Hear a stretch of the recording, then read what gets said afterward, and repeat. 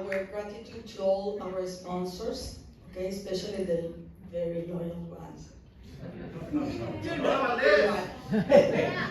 less.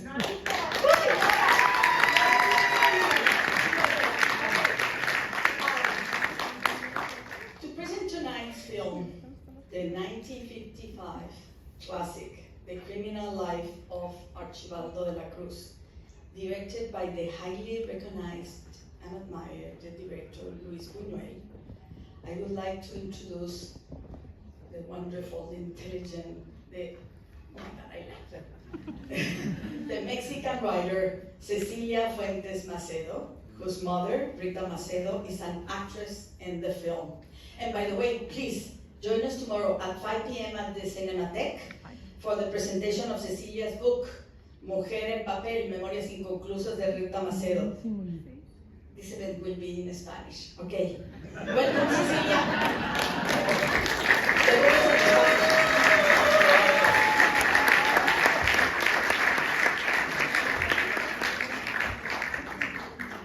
Hi, thank you very much. Not too many people.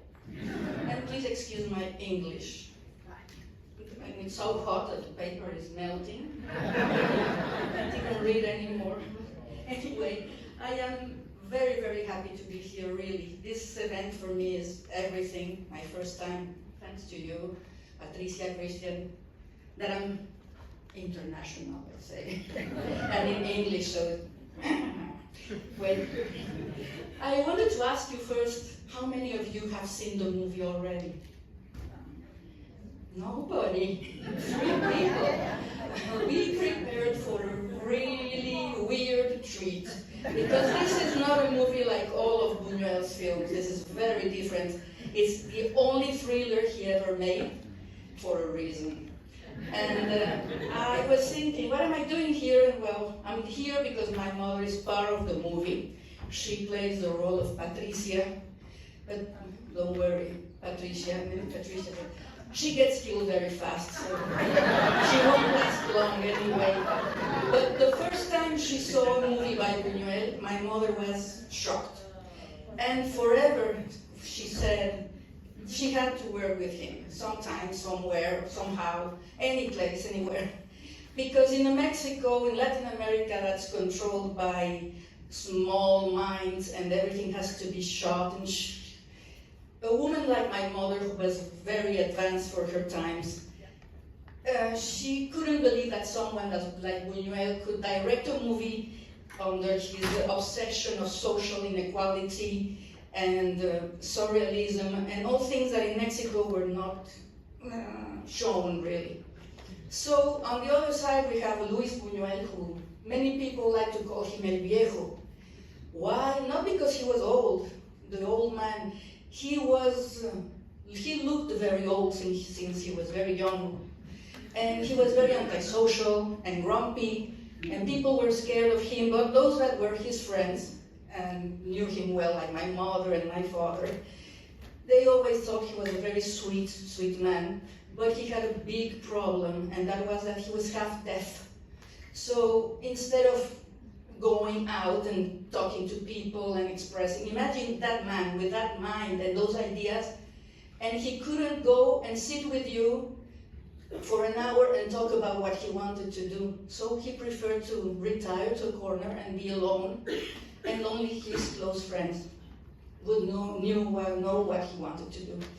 Anyway, somehow, I don't know how, I guess it was because of Ernesto Alonso, who plays Archibaldo de la Cruz, that Buñuel came to read the book called Ensayo de un crimen, which will be translated as a crime rehearsal. It's not the same, crime rehearsal.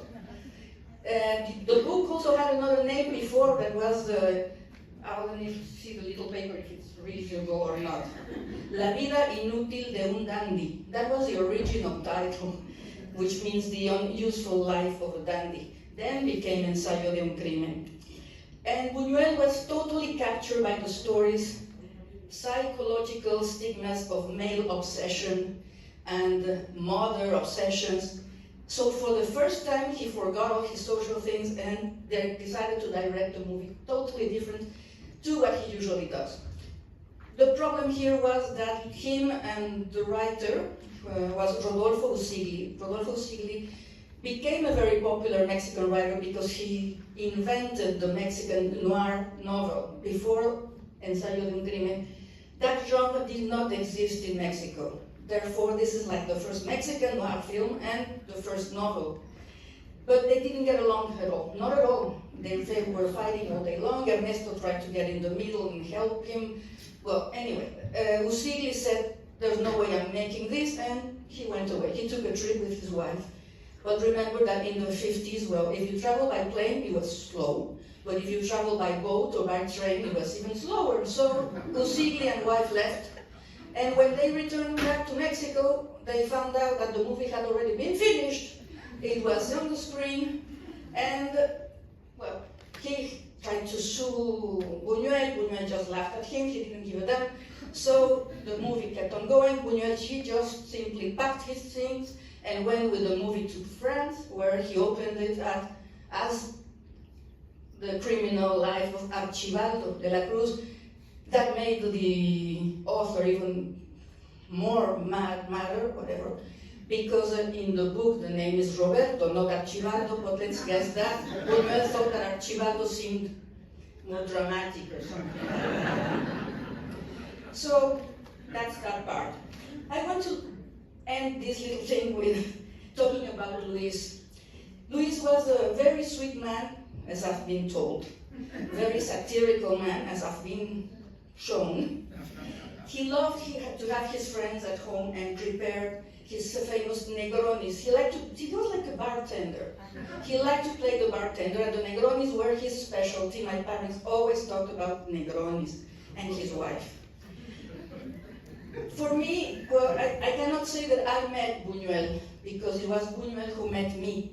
I was like 2 or 3 years old, so I don't remember a thing, but I just know that he thought I was the most horrible baby he had seen, because I was round. So round that he wanted to unscrew my head and go bowling. That's why he told my father, my mom, so they took me away very fast before he did it, just in case, you never know. Yeah, but the nicest anecdote of Buñuel is the next one that my father used to tell very often. On a trip, well, in all his trips, Buñuel had to sit by the window of the plane. Never in the middle, never the aisle, on the window, looking down all the time and holding his seat very tight. And his friends would say, Luis, you have to let go, you have to eat, go to the bathroom, it's an 18-hour flight, what are you doing? And Buñuel used to say, I cannot leave, and I cannot release the seat because I am holding the plane. And if I let it go, then the plane will crash and you will all die, so shut up and let me handle this. And I'm sure he really believed it. So what I wanted to tell you before I go is to really enjoy one of the funniest and darkest and greatest of Latin American cult thrillers, maybe like the only one by Buñuel. Please laugh at frustration. Do not get upset. It's a very funny movie. And whose fault is it of all this? A cursed little music box. That's the only criminal here. And if you dare, I ask you that when you go home tonight, go and Google the names of the actresses that appear here and find out how they all really died. And you won't believe it. Thank you very much.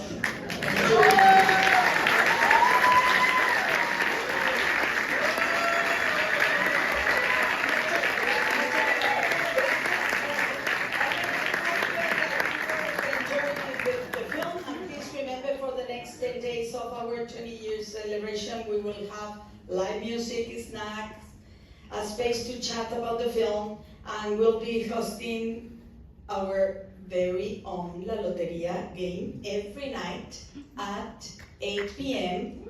at the Cinematheque.